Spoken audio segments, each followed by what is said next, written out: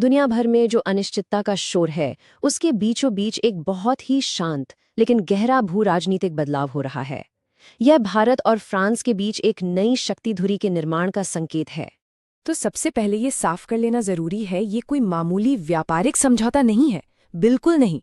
ये एक मौलिक, एक स्ट्रक्चरल स्ट्रेटेजिक रीअलाइनमेंट है, जो आने वाले समय में शक्ति के वैश्विक संतुलन को बदलने की पूरी क्षमता रखता है।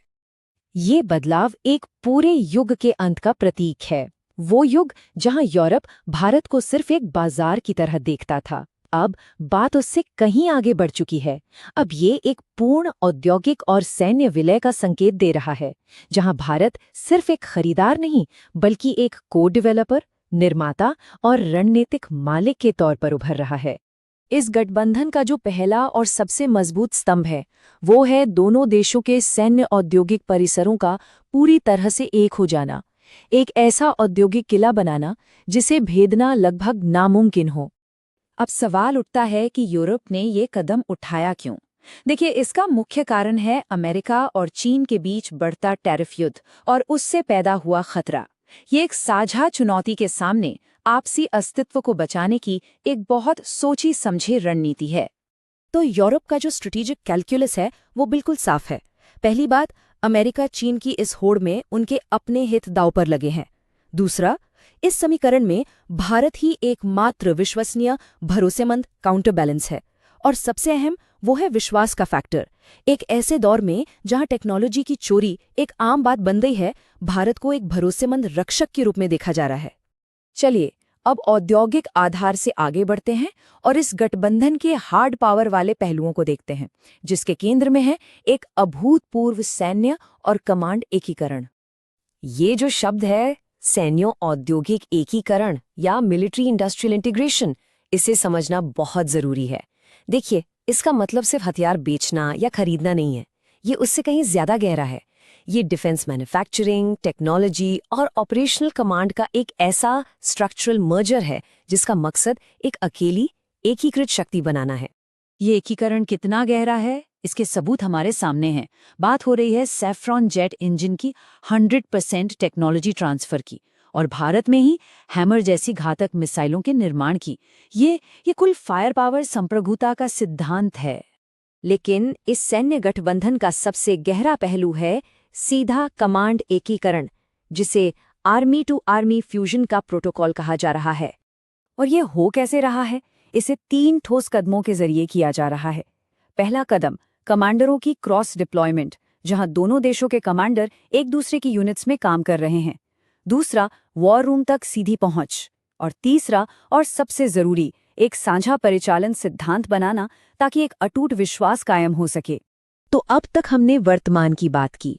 अब विश्लेषण को भविष्य की ओर ले चलते हैं और देखते हैं कि ये गठबंधन आने वाले संघर्षों के लिए कैसे तैयारी कर रहा है, यानी डिजिटल युद्ध के युग के लिए।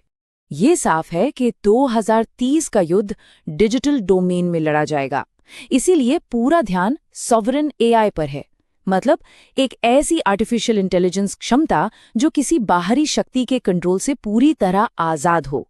और इसके लिए यूरोपीय पूंजी अब भारतीय स्टार्टअप्स में आ रही है, ताकि अगली पीढ़ी की टेक्नोलॉजी जैसे एआई पावर्ड पनडुब्बियां और ड्रोन स्वॉर्म्स विकसित की जा सके। यही चीज नौसेना के स्तर पर भी हो रही है। अब ये सहयोग सिर्फ रूटीन अभ्यासों तक सीमित नहीं है, बल्कि ब्लू वाटर नेवी क्षमताओं के एकीकरण तक पहुंच चुका है। मतलब एक ऐसी नौसेना जो अपने तटों से बहुत दूर गहरे समुद्र में भी ऑपरेट कर सके। भूमध्य सागर से हिंद महासागर तक एक स्थायी संयुक्त टास्क फोर्स का गठन इसका साफ संकेत है। तो अब इन सभी हिस्सों को जोड़कर देखते हैं और अंतिम विश्लेषण पर आते हैं कि इसका वैश्विक शक्ति संतुलन पर असर क्या पड़ रहा है।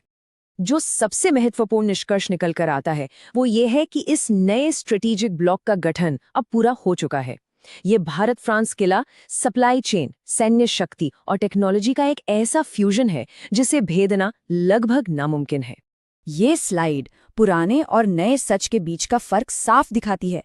एक तरफ था पुराना नजरिया, जहां भारत को सिर्फ एक बाजार और हथियार खरीदने वाला देश माना जाता था और पश्चिमी देशों का टेक्नोलॉजी पर एकाधिकार था। और दूसरी तरफ है आज की नई हकीकत, जहां भारत एक सह डेवलपर, निर्माता और रणनीतिक मालिक है।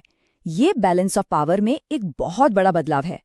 तो अंतिम और सबसे निश्चित बात यह है, भारत अब वैश्विक सिस्टम का सिर्फ एक हिस्सा नहीं है, वो अपने आप में एक केंद्रीय शक्ति का केंद्र बन चुका है।